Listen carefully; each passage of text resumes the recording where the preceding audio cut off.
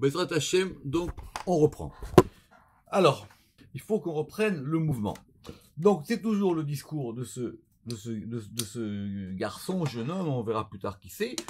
Et maintenant, donc on a bien compris qu'il y avait une chaîne qui s'appelait Or Maïm Rakia. Et que cette chaîne-là, c'était la chaîne de la création. Que donc du coup la création prenait son fondement dans la lumière. La lumière elle-même est semence. Et cette lumière elle-même qui est semence, elle va se transformer en semence physique qui s'appelle ces eaux-là, Maïm. Et ces eaux-là vont après se transformer en Rakia. En fin de compte, le Rama qui dit que c'est toujours, que c'est permanent, c'est-à-dire c'est Or dans Maïm et Maïm dans Rakia. C'est une espèce de création évolutive en permanence. Ce que j'avais évoqué la dernière fois, hein, c'était ce que Madame Fabienne Kawa, elle m'avait posé comme remarque à laquelle j'ai réfléchi, c'est que quand nous on dit Or, on voit de la lumière. Mais le Zohar, il voit pas ici la lumière comme ça. Le Zohar, il voit la lumière comme quelque chose qui est fructifiant, comme quelque chose qui est fertile. Que la lumière, même au sens le plus philosophique ici, la lumière, c'est ce qui apporte un fruit. C'est pas ce qui éclaire. Ou plutôt l'éclaircissement de la lumière, c'est que tout d'un coup, ça fait germer. C'est ça qu'il faut comprendre. Donc, nous, on va reprendre là quand même, mais c'est pas grave de reprendre en arrière, à la jonction du folio 167b. Donc effectivement, on a maintenant bien cette chaîne Or Maïm Rakia. Donc, on va maintenant cette chaîne la détailler. On va reprendre un peu vite, un peu plus haut. Donc, quand on a dit que Or Zaroua c'est un Zera, Or Zaroua c'est un Zera Mamash, c'est-à-dire que en fin de compte, on a lu le verset, je vais y expliquer, mais le Or Zaroua, ça veut dire que la lumière est semence. C'est comme ça qu'il dit. Iou Zera Mamash. Les Batar ou Zera diou Or it Pashid veit Avid Maïm. Et après, maintenant, cette semence qui est lumière, elle va se déployer et elle va former de l'eau. Maintenant, l'eau, effectivement, comme c'est un élément plus matériel, il va avoir la particularité qu'elle soit humide. Et Maïm Bichuta Dile, et donc du coup, comme cette eau, elle est humide, elle est donc plus glyphée, ça veut dire qu'elle est donc plus matérielle, ça veut dire que, ici, la notion de glyphe, ça veut dire que, c'est comme quand on va faire un glyphe, ça veut dire, comment dire, c'est tracé, c'est gravé. Veit Pashit Peshitu Go Ilun Maïm, et donc maintenant après, ça va se déployer dans un déploiement à l'intérieur de ces eaux. Et ça s'appelle le déploiement du corps. Peshita degoufa les profitrines, le déploiement du corps de tous les côtés. Qui va en destayer vaglif siura diuknat degoufa. Et donc maintenant, une fois que va se former vaglif et se glypher siura la forme diukna de l'image du corps, à krishaou peshitu, et donc maintenant ce déploiement, il va se solidifier. En gros, ça veut dire qu'on passe par étapes. Ça veut dire la lumière, c'est complètement, on va dire, non physique. Enfin, on peut pas, c'est pas palpable. Après, on a de la lumière qui va faire de l'eau. L'eau, maintenant, ça commence à être palpable, mais c'est quand même liquide. Et après, on va passer à une forme, Et cette forme, c'est la forme du corps. Veda Yurakia Betochamaim, et c'est ça que le verset il a dit, qu'effectivement toujours on reprend tout par rapport à Maaseh Bereshit, et c'est ça qu'on a appelé Rakia Betochamaim, qu'on a appelé une étendue Betochamaim à l'intérieur des eaux. C'est important ce Betor ici. Ou le bâtard, et après, et ou le bâtard des Krish, et une fois maintenant que ça s'est solidifié, Ktiv Vaikra Elohim Rakia Shamaim, et il est écrit que Elohim a appelé les Rakia Shamaim. Je l'ai expliqué la dernière fois, mais je veux quand même le reprendre. Chaque fois qu'il y a marqué dans Maaseh Bereshit Vaikra, alors c'est une bonne question. Est-ce que c'est une nouvelle création ou pas? Non, c'est pas une nouvelle création. C'est simplement une création qui a été faite qui va se développer. Et à un moment, elle se développe à un tel degré qu'on va lui donner un nom. Elle change de nom. Donc on avait un Rakia. Et maintenant, ce Rakia ici, d'après la lecture qu'on a du Zohar, il va maintenant se solidifier. En fin de compte, c'est une évolution. Et une fois que maintenant il s'est assez solidifié, il devient cieux. Et c'est pour ça que maintenant il y a marqué Vaikra Elohim Nirka Shamaim, que Elohim il a appelé le Rakia, il a nommé Shamaim. Dea Akri Shaul Echota Ve'angil Veshtaero Pesolet. Et donc maintenant que ça va se solidifier, que cette humidité se solidifie, donc maintenant en se solidifiant, il va y avoir un phénomène de tri. Et dans ce tri, il y a une partie bonne et une partie qui n'est pas bonne, qu'on va appeler la pessolette. La pessolette, la dernière fois on avait vu, c'est soit le rebut, soit le rejet, soit ce dont on ne veut pas. Et de ce tri-là, maintenant, on va avoir une partie bonne et une partie moins bonne. Et donc maintenant, la partie bonne, c'est elle qui va, en gros, qui va constituer le développement de l'embryon. Et donc maintenant, cette pessolette-là, c'est elle qui, en fin de compte, c'est comme le processus d'un raffinement. Vous savez, comme quand on raffine un métal, au bout d'un moment, on a ce qu'on appelle les scories. C'est ça les scories ici. Et ces scories-là qui se font au milieu de l'étape qui s'appelle l'eau, c'est ça qu'on va appeler les maïmaraïm. Les mauvaises eaux akurim qui sont des eaux troubles. Donc on va avoir des eaux claires et des eaux troubles. Donc on a posé déjà la question, c'est-à-dire c'est très intéressant, c'est-à-dire que lui il voit que déjà dans Maaseh Bereshit lui-même, dans le processus même de Maaseh Bereshit, il y a déjà le tri qui va se faire et qui va forcément générer des déchets. Et c'est à partir de ces déchets que va pouvoir germer ou naître le mal. Et donc c'est à partir de ça que ça va faire le pessolet. Je vais vite parce que tout ça on l'a déjà vu mais il faut le répéter. Et donc maintenant, et c'est de là, et donc ça que va apparaître la première figure du mal qu'on va appeler le Mekatreg. C'est quoi le Mekatreg? C'est l'accusateur. C'est-à-dire qu'effectivement il y a maintenant une partie de l'autre côté. Alors ça ne s'appelle pas encore Sitra Achara, parce que Sitra Achara c'est quand même un autre concept, c'est une autre notion qui est encore plus forte. Mais ici, en général, ici, on va l'appeler le Mekatreg. Et ce Mekatreg des Chol Alma, alors le Zohar ici va vite, mais en tout cas ici on voit bien qu'il est masculin et féminin et qu'il est Dachar Venouva. Et maintenant, les bâtards, Kadartou, Inun, Maïmaraïm, et maintenant, une fois que maintenant sont descendus ces eaux, on avait dit que ces eaux Akirin, ces eaux troubles, que maintenant cet élément-là, il va descendre, comme en fin de compte, comme quand on va faire distinguer entre le bon qui descend et... Bon, j'explique. En gros, c'est que quand vous avez, comme dans un liquide ou dans un mélange, le lourd, il descend en bas, c'est comme l'eau et l'huile. D'accord? Donc ça va descendre. Veitachu les data bestar c'est malin, et donc ça va aller du côté gauche. Et c'est ça qui va provoquer maintenant ce qu'on appelle le kitrou de tout le monde. Et alors maintenant, Zakai, c'est là que je voulais qu'on reprenne plus tranquillement. Zakai ou mandishtaziv minayu. Heureux ou méritant est-il celui qui va pouvoir être sauvé d'eux. C'est-à-dire quoi ça, que méritant est-il? C'est-à-dire quoi? C'est un srout? C'est-à-dire c'est un mérite? Ça veut dire c'est pas donné à tout le monde. Quoi alors? Ça veut dire c'est pas donné à tout le monde d'échapper à ça. Alors, il le Rabbin dit en tout cas que c'est quelque chose qui est là, et il faut essayer de ne pas être affecté par ça. Maintenant, nous on est toujours dans Maaseh Bereshit. Qui vende nafku mikatraga? Et donc maintenant, une fois qu'est sorti ce Mekatreg, on se retrouve au mercredi. Et le mercredi, c'est là où on a Yimerot Rafers, et le mercredi, c'est là où on a les Meorot. Les Meorot, j'ai dit voir Char Miout Ayarear, ça c'est clair qu'on ne peut pas faire la suite si on n'a pas fait ce Char Miout Ayarear dans le Ramat. Mais donc, il y a les Meorot, et la première occurrence de Meorot, elle est Chasser, à savoir qu'il manque un Vav. Et la dracha, elle est connue, du Midrash reprise par le Zohar, que Meorot Rafers, ça se dit Me'erat. Or, c'est quoi Me'erat? C'est la malédiction. Donc, l'origine du mal, ou plutôt quand le mal commence à se manifester la première fois dans l'écriture, c'est le mercredi. Imeorot Raser. Et c'est ça qu'indique cet élément-là. Il y a maintenant dans le monde quelque chose qui n'est pas bon. Ve'it mashra askara berebeye, c'est connu, et c'est ça qui va provoquer des maladies enfantines, chas shalom, pour tuer des nourrissons.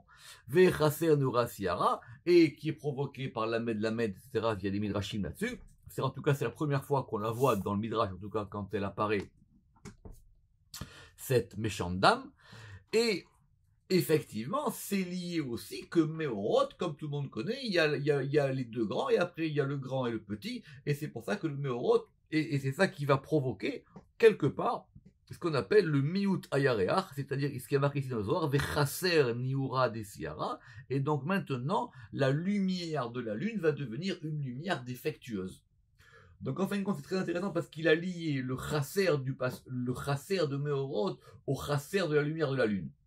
C'est pas évident de toutes les manières pour ceux qui connaissent bien, parce qu'en général, ce sont deux événements distincts, quoi. D'un côté, il y a le fait qu'il y a la lune et le soleil, il y a eu cette fameuse dispute entre la lune et le soleil qui est dans Choulin d'ailleurs, qui est dans la Gemara dans Choulin, et le fait que et qui va générer que, je répète, mais il faut le voir dans le détail, et qui va générer que donc la lune, elle sera amoindrie par rapport au soleil, que la lune, elle reçoit sa lumière du soleil, et le fameux korban de Seir qu'on fait à Rosh Chodesh, où même la Gemara, elle dit Mefourash, que Dieu il dit, demandez une expiation pour moi, et vu Allah Kapara.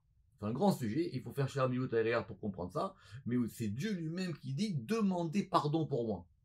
Faites en sorte que je sois pardonné. Bon, évidemment, c'est le degré du Yud Kevavke, mais en tout cas, c'est une chose très importante, à tel point que c'est ça qui va générer, évidemment, Rosh Chodesh, qui est le jour du renouvellement de la lune. Donc, cette malédiction-là, qui commence à arriver de ce processus Or Ma'im Rakia, Chidouche du Zohar ici, attention, ça va tout de suite se réparer. Pourquoi ? Parce qu'après, il y a marqué Ve'ayu les Meorot, et ils seront pour des Meorot, et là-bas, c'est écrit en malais. Beshlimu, Tarvayu Kechada, et là-bas, du coup, maintenant, on a récupéré le Vav, puisque c'est quoi le chasser là-bas ? C'est qu'il manque un Vav. C'est quoi qui manque un Vav ? Ça veut dire qu'il manque le degré d'une union. C'est-à-dire, en fin de compte, il manque le degré de l'accomplissement et de l'égalité du masculin et du féminin. C'est ça qu'on voulait, que la lune et le soleil soient masculin et féminin. Comme dit le Ramak, c'est le roi et la reine. Et que le roi et la reine, ils se regardent en face. Or maintenant, comme ils ne peuvent plus se regarder en face, et bien maintenant, Tiferet, il reste en haut, et Malkout reste en bas. De ça là-bas, le Ramak, il ramène que normalement, la configuration des sirotes aurait dû être que Yesod soit à la 10e. Il a raison. Parce que le fait que Malkout soit en bas, c'est déjà dû à un dysfonctionnement. Normalement, on aurait dû avoir Tiferet et Malkout face à face, en haut. Et Yesod, comme son nom l'indique, c'est le fondement, et le fondement c'est le pilier, et ça aurait été lui la 10e séphira. Torama qui il s'est longuement développé dans le Pardes cette histoire. Mais en tout cas, il dit que après vont se retrouver les Meorot, Beshlimu de façon parfaite, Tarvayou les deux Kechada ensemble. Et dans quoi ? Birkia Shamaim, c'est la suite du verset. Ve'ayu les Meorot, Birkia Shamaim, et on a dit que là-bas que le soleil et la lune, ils seront des luminaires dans le Rakia Shamaim. Autrement dit, alors c'est très subtil, parce que le Rama qui le voit et quelques-uns le voient, ça veut dire que déjà, on a en gestation le fait de l'union du masculin et du féminin. Et que cette union du masculin et du féminin, ils vont se retrouver maintenant à la fin dans Yom Revi, ils seront des Meorot, Birkia Shamaim, ils seront des Meorot dans l'étendue des cieux. Mais ils ne sont pas encore là. Parce que la création de l'homme et de la femme auquel on va arriver maintenant, c'est le vendredi. Déa, parce que et donc maintenant, parce qu'une fois que maintenant ça s'est élevé, Vitraber, et ça s'est lié, dans cette étendue des cieux, alors maintenant, Ve'ayu les Meorot, maintenant ils seront des Meorot, et des Meorot plats, parfaits, avec Anktav Malé. Shlimu Tarvayu, et donc maintenant les deux, ils sont finis, accomplis, Shalem, Belo Pegi Muklal, sans aucune défectuosité. Arrêt dans le discours, il est toujours en train de parler, rappelez-vous, devant les deux compagnons de Rabbi Shimon, Sha'are Chayach Aurevia Vechade. Donc maintenant il a commencé à rigoler cet enfant et il a souri. évidemment, parce que là, avec ce qu'il vient de dire déjà, quand même, on est plutôt impressionné. À Marloun, donc, il leur dit, notez comment le Zohar, évidemment, il construit sa forme du dialogue et du récit.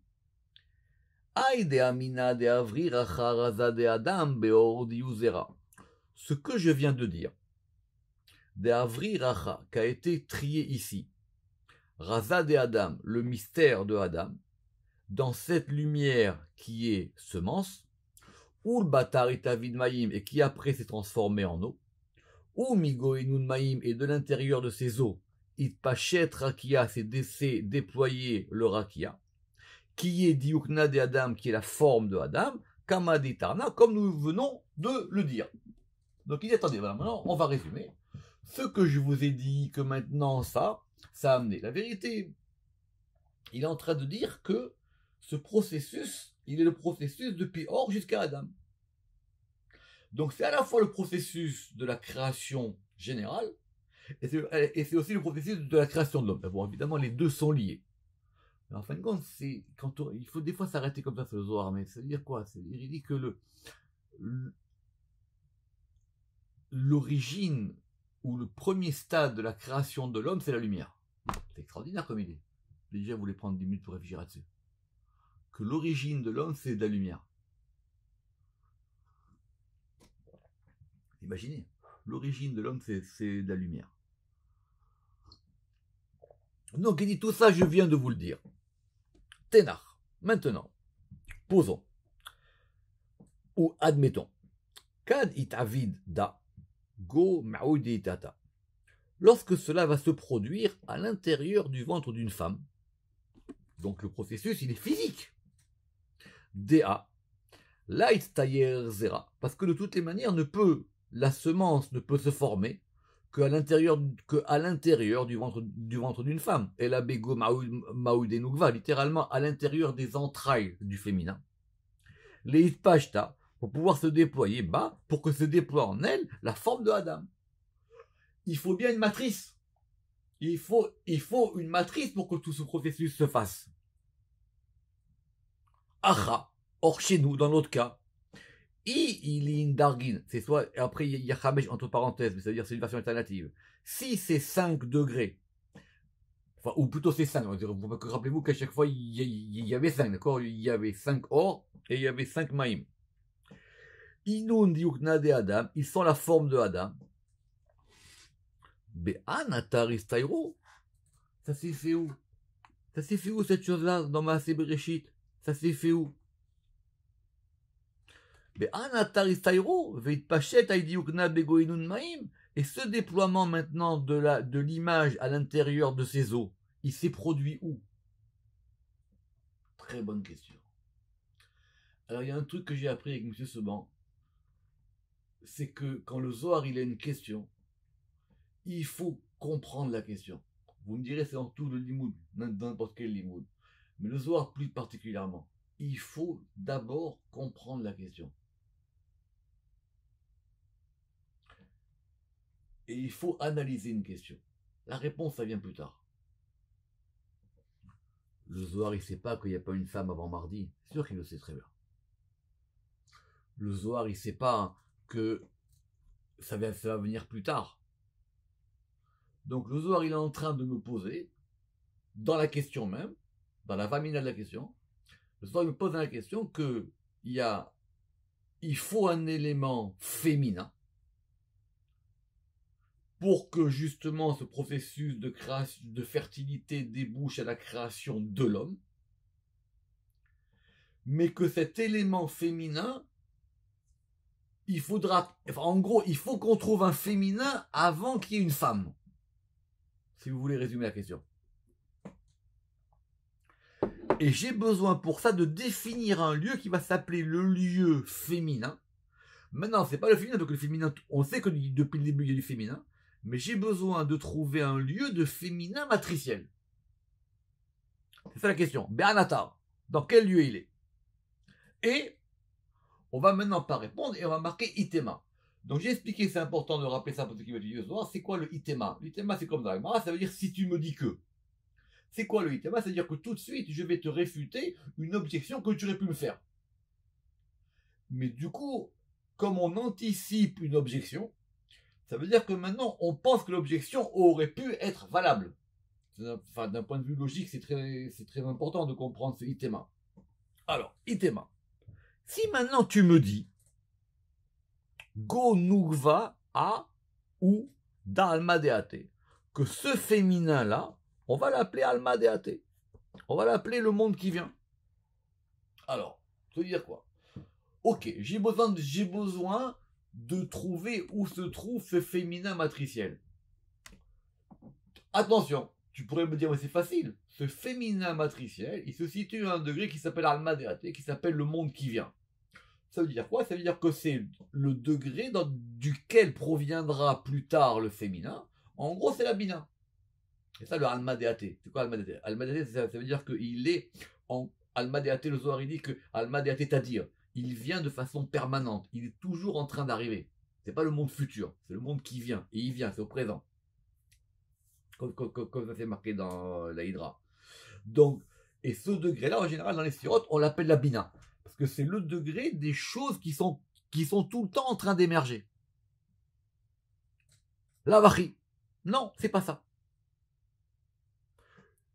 Donc, je sais qu'il y a un féminin qui s'appelle Almadeate, que ce féminin il s'appelle la bina. Si vous voulez parler en termes de sirote, non, c'est pas celui-là. Pourquoi? Alors, DA, la istayer tsiura vediyukna, parce que ne peut se former une forme et une image qu'une fois que les lettres sont sorties. Ad denafku advan, les bas à l'extérieur, une fois que les lettres se sont sorties à l'extérieur, enfin sortir. Ou batar iglimu, et qu'après elles forment un golem, c'est-à-dire une forme. Autrement dit, pour que ce processus de création il passe, il faut qu'il y ait une forme. Évidemment, on va former une forme humaine. Or, à ce degré du féminin qui s'appelle Almadeate, il n'y a pas ça encore. En gros, les lettres, elles sortent plus bas. J'ai besoin qu'il y ait du lettre. Alors, le rapport qu'il y a entre les lettres et le corps, c'est une grande question, mais en tout cas, ça veut dire que ça ne peut pas se faire à ce degré aussi haut. Ça se fait à un degré, ça se fait à un autre degré. Et tout, et de plus. C'est vrai qu'il y a un degré féminin qui s'appelle la bina. C'est vrai qu'il y a un degré féminin qui s'appelle Almadeate. Mais ce degré féminin, ce n'est pas un degré matriciel. C'est quoi? C'est un degré opérateur. Ce qui est marqué en toutes lettres. Dea Almadeate. Parce que ce Almadeate, ce monde qui vient, ou Umana, il est l'artisan. Vous voyez, Sloman, c'est marqué plusieurs fois.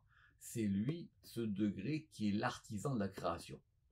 C'est quoi l'artisan de la création? J'ai expliqué la dernière fois, mais je reprends. C'est très simple de voir, c'est comme il y a un architecte et un maître d'œuvre. Il y a un qui fait le plan, et il dit maintenant je vais faire exécuter mon plan. Donc vous allez voir un architecte qui va vous faire une super maison, mais maintenant il faut avoir quelqu'un qui va être capable d'être le maître d'œuvre, et c'est lui qui va employer les entreprises, qui vont elles-mêmes employer les artisans, qui vont elles-mêmes trouver les matériaux, et qui à la fin vont vous construire votre maison selon les plans que l'architecte aura donnés. Ce degré-là, ce degré opératif, on va dire, il s'appelle la bina. La preuve, il y a marqué Vayomer Elohim. Ior, Vior. Comment, c'est quoi la preuve ici de ce Zohar? Parce que quand il y a marqué Vayomer Elohim, il a dit Elohim. C'est qui Elohim? C'est ce degré du féminin. Bereshit bara Elohim, c'est la bina. Bereshit c'est Chochma, et il a donné la bina. Ça veut dire quoi ici? Ça veut dire que Elohim, c'est le maître d'œuvre, comme je viens de dire, le maître d'œuvre de la création. C'est lui qui met en place, qui va organiser, qui va faire sortir les éléments de la création. Or, très intéressant, tu ne peux pas être à la fois un opérateur et une matrice. C'est deux degrés différents. L'opérateur, il est plus haut.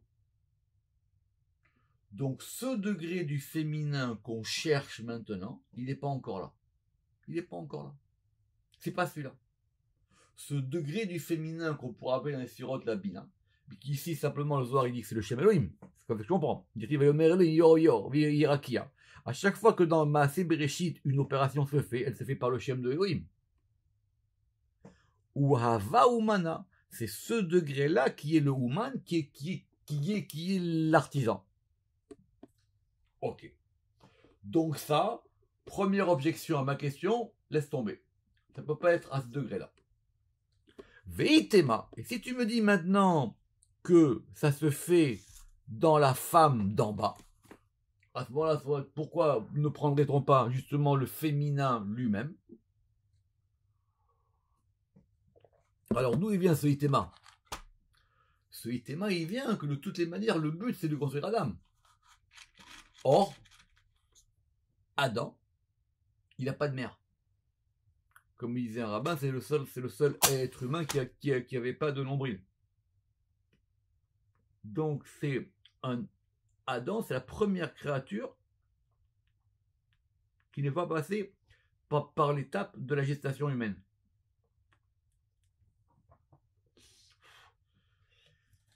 Alors maintenant, évidemment que le Zohar, il le sait, que Adam Arishon, il n'a pas de maman. Veitema, binugva deltata. Alors si tu me dis maintenant que ça s'est fait par le féminin d'en bas, l'avachi, ça marche pas non plus. Dea, ad lo avat. Parce que d'abord, il n'y avait pas encore de féminin. Enfin, il n'y avait pas encore de femme. Vechanafak adiukna. Et lorsqu'est sortie cette image, elle est sortie masculine et féminine. De Adam, nous venafka bade. Ça veut dire quoi? Dans Maaseh Bereshit, le masculin et le féminin, selon l'ordre des éléments d'apparition, ils apparaissent ensemble. C'est comme ça qu'il faut comprendre Zachar Onikava Beraham. Le masculin et le féminin, ils sortent en même temps, simultanément. Donc on ne peut pas déterminer par rapport à ça une antériorité de l'un par rapport à l'autre. Magnifique ce soir. Dans Maaseh Bereshit, dans l'ordre où les choses sortent, masculin et féminin, ils sortent en même temps, simultanément. Or, si c'est comme ça, dit le Zohar, je ne peux pas considérer qu'avant, il y avait un féminin pour pouvoir porter le masculin. Oui, vous avez compris la question ou pas? Quoi qu'il arrive, il y a une antériorité du féminin par rapport au masculin en tant qu'il est matriciel. Évidemment, le féminin, il a besoin d'être fécondé. Donc on a Or, et on revient toujours. On a Or, Maïm, Rakia. Or, cette gestation du Maïm pour devenir Rakia, ça se fait dans un élément féminin. Très bien. Donc c'est quoi maintenant le processus de création? C'est masculin, féminin, masculin. Quand bien même ça sort après, quand bien même c'est une fille. Bon, les Tikkun Azor, il posera cette question. Très bien. Mais, dans le cas de Adam Arishon, on voit bien que ce qui sort, c'est du masculin et du féminin en même temps. Veitema, et si tu me dis, Benouk Vadil Tata, ça s'est fait dans le féminin dans Balavari, et ça, il ne peut pas en être ainsi, parce que Ad lo Avat, parce que jusqu'à présent c'était pas là-bas. Vechad Nafak, et lorsqu'est sorti Aïdou Adam, lorsqu'est sorti cette image de Adam, Noukve Nafak Baade, son féminin, c'est-à-dire le féminin de Adam Rishon, il est sorti avec lui. Ah, là, Istayer Diugna de Adamba. Et donc n'a pas été formé l'image de Adam dans le féminin, puisque le féminin il sort avec lui. Donc c'est pas possible que Adam Arishon il ait été formé dans un féminin parce que le féminin il sort avec lui. Iyachi. Et vous allez voir maintenant l'argumentation. Et si c'est donc comme ça, Be'anatar. Alors donc maintenant dis-moi dans quel lieu Itztayer a été formé, Viglyphe et a été glyphé cette semence. Les Meheve Giloufé d'Adam pour pouvoir donner ce glyphe, cette matérialité de l'image de Adam. Point d'interrogation. Et là, Razada, Adam Kadma, Istaïr Vagli Benonugva. Il y a donc ici un mystère que le premier Adam, le premier homme, Istayer ve'aglif velo nugva. Il a été donc formé et glyphé sans féminin. Alors, mais j'ai pas besoin de tout ça, je le savais depuis le départ, ça maintenant. Alors, c'est quoi que tu viens me dire ici? C'est ce qu'on verra si Dieu veut la prochaine fois. Et de là maintenant, Bezrat Hashem, on va reprendre tout le processus de la génération humaine. Et comme vous êtes sympa, vous verrez que c'est l'une des rares occurrences dans le Zohar où on voit que les enfants de Adam, ils avaient des formes de singes pour ceux qui ont des problèmes pour concilier la Torah avec, avec les sciences modernes. Baruch Adonai l'Olam, Amen, Amen.